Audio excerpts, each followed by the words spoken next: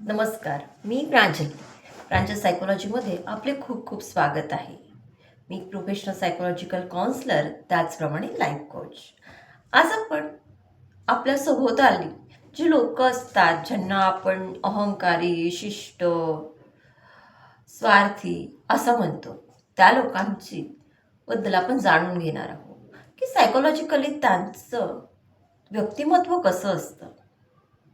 तुमच्याही आजूबाजूला अशा काही व्यक्ती असेल की ज्या दुसऱ्यांना दुःख देतात, दुसऱ्यांचा कायम अपमान करतात, घालून पाडून बोलतात. अशा व्यक्ती आपल्या ऑफिसमध्ये, आपल्या सोसायटीमध्ये, आपल्या रिलेटिव्हजमध्ये खूप तुम्हाला जाणून येत आहे.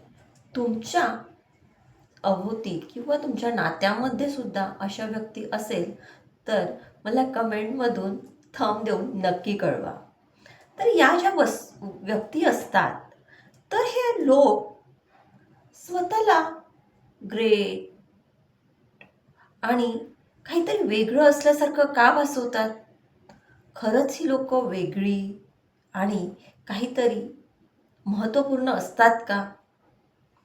पण तुम्हाला सांगू का की ज्यांच्याकडे स्टेटस असतं, पैसा असतो आणि पॉवर असते, ते काही व्यक्ती असं बिहेवियर करतात. पण अशा या व्यक्तींना आपण म्हणतो तो शिष्ट आहे, तो घमेंडी आहे. तर आपल्याला जाणून घ्यायचं आहे की हे खरंच अहंकारी शिष्ट लोक हे तेवढे मजबूत असतात का? तर मुळीच नाही. ज्या लोकांचं बिहेवियर असं असतं ना, ते लोक मुळीच आतून मजबूत नसतात. ते तुम्हाला कितीही दाखवत असले की मी खूप स्ट्रॉंग आहे, ते तुम्हाला घालून पाडून बोलत असेल की माझ्याजवळ ती पॉवर आहे, परंतु ती लोक आतून खूप खचलेली असतात, मजबूत नसतात. त्यांच्या आतमध्ये काहीतरी लपलेलं असतं, एक असुरक्षितता सुद्धा असते. हे आपण स्टेप बाय स्टेप बघणारच आहोत. तेव्हा अशा लोकांना घाबरून जाऊ नका. तर याबद्दल सायकोलॉजी काय सांगतं हे आपण स्टेप बाय स्टेप बघणार आहोत. तर पहिलं आहे अहंकार. खूप अहंकारी असतात ते लोक, परंतु अहंकारला सायकोलॉजीमध्ये असुरक्षितता असं म्हटलं जातं. जे लोक आपल्या अहंकारी वाटतात ना, ते आतून खूप असुरक्षित असतात. त्यांना नेहमी भीती वाटत असते की काय होणार काय होणार या गोष्टीची. ते वरून कितीही मजबूत दाखवत असते तरी ते आतून असुरक्षित असतात. स्वतःचा त्यांच्यावर मुळीच विश्वास नसतो की मी स्ट्रॉंग आहे. पण लोकांना ते फक्त दाखवण्याचा प्रयत्न करतात आणि ते अहंकारी वागून ते आपल्याला दाखवण्याचा प्रयत्न करतात की मी खूप स्ट्रॉंग आहे, मजबूत आहे, पण आतून ते पूर्णतः असुरक्षित महसूस करतात. म्हणजे असुरक्षितता त्यांना आतून वाटते आणि त्यामुळे त्यांचं बिहेवियर तसं वाटतं. म्हणजे जर तुमच्या सोबत जर असं कोणी व्यक्ती करत असेल ना, तर तुम्ही समजायचं की हा व्यक्ती कुठंतरी स्वतःला इनसिक्युअर फील करत आहे आणि त्यामुळे हा व्यक्ती असं अहंकारी बिहेवियर करत आहे. नंबर 2 कडे आपण जाऊया, पैसा आणि पॉवर. ज्या लोकांकडे पैसा असतो, पॉवर असतं, स्टेटस असतं, ती लोकंसुद्धा अहंकारी वागतात.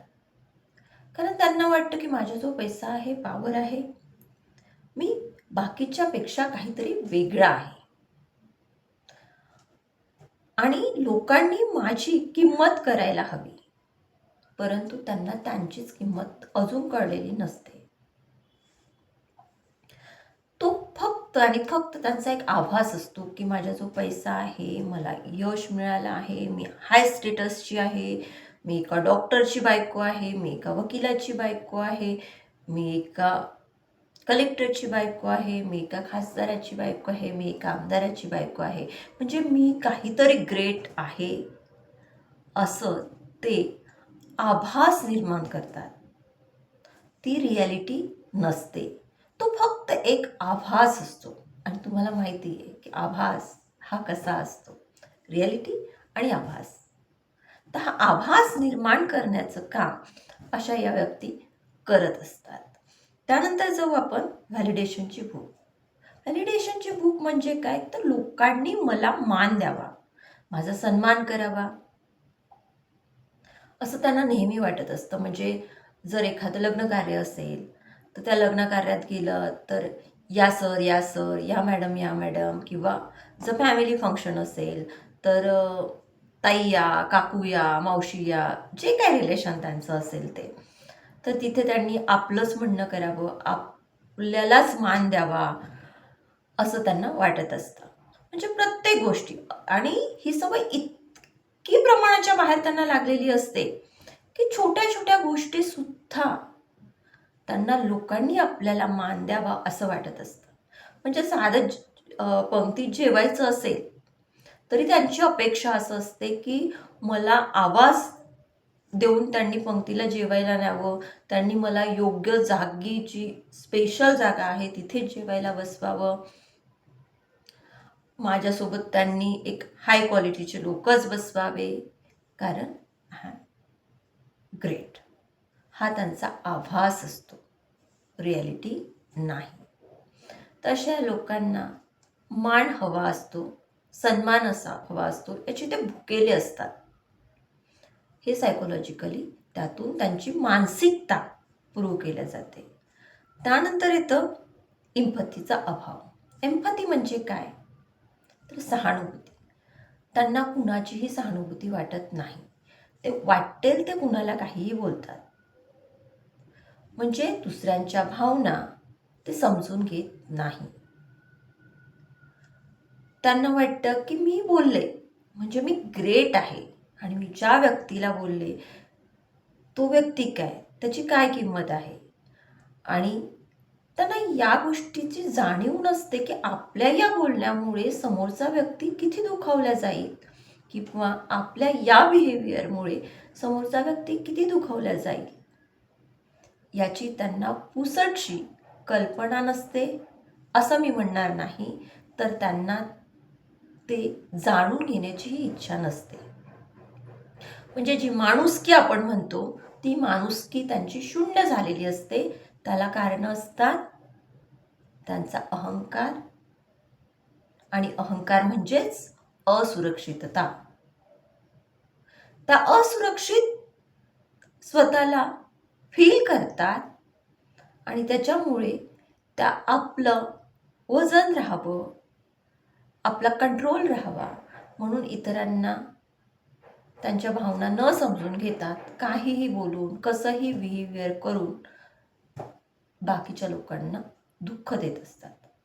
आणि त्याच्याबद्दल त्यांना किंचितशी जाणीव सुद्धा नसते, किंवा त्यांना ते वाटतच नाही की आपल्यामुळे कोणीतरी दुःख जाणवलं. म्हणजे सहानुभूती, इम्पथीचा त्यांच्यामध्ये अतोनात अभाव असतो, हे सायकोलॉजिकली प्रूव्ह होतं.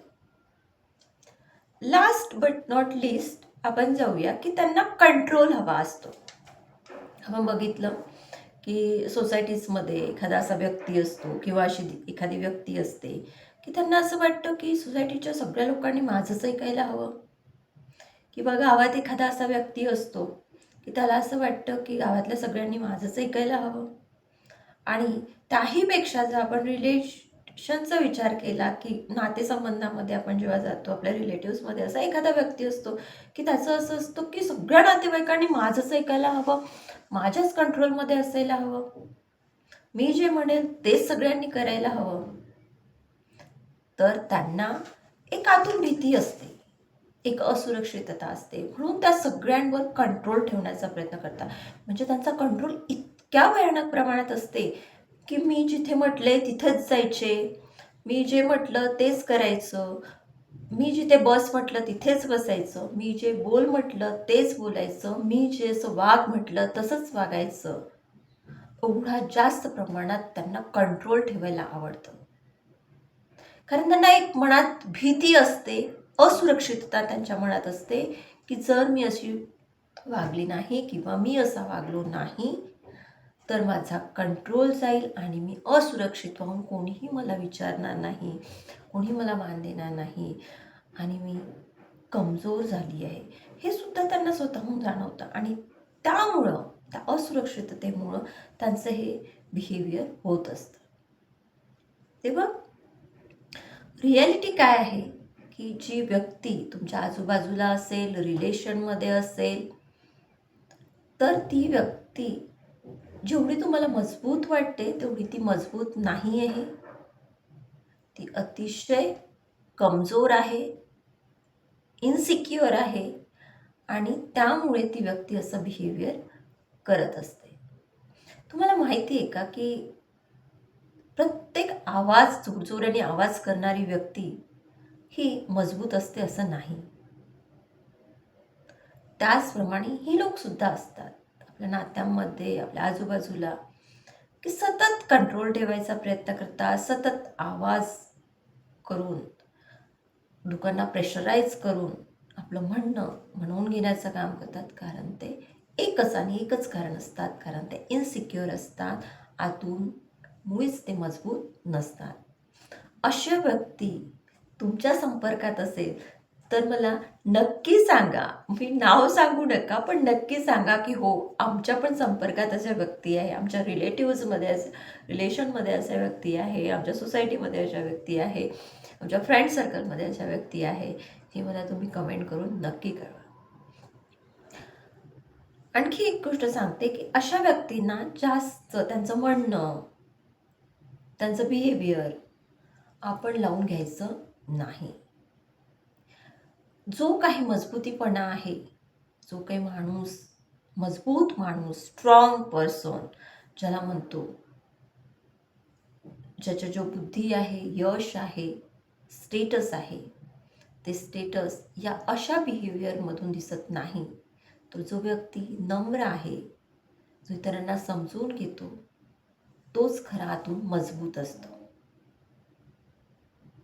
जर अशा व्यक्तींनी तुम्हाला तुमच्या आयुष्यामध्ये दुखवलेलं असेल तर त्यांच्यासोबत तुमची किंमत करू नका, कारण तुम्ही खूप मौल्यवान आहात, किमती आहात त्यांच्यापेक्षा.